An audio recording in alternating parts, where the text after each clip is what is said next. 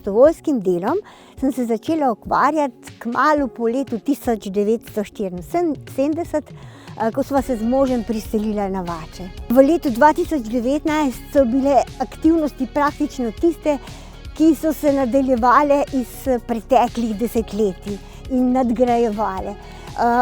V zadnjih vsaj 3 desetletjih je moje delo in vse, čemur je posvečen moj prosti čas, če temu tako rečem, posvečeno društvu GEOS. Za prostovoljsko delo me pa že iz otroških let, odkar sem znala dobro brati, motivira Prešernova Zdravljica, ki je pravzaprav načrt srčnega razvoja na osebnem, narodnem in mednarodnem nivoju.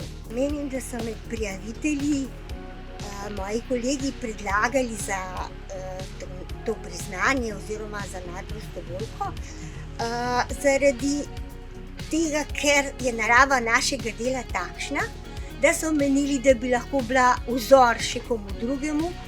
Najbolj sem ponosna na inovacijo in pristopa učenja z doživljanjem s pomočjo umetnosti in narave, ki smo ga vnesli v pedagoški proces. Seveda, vsekakor, saj ne znam drugače živeti.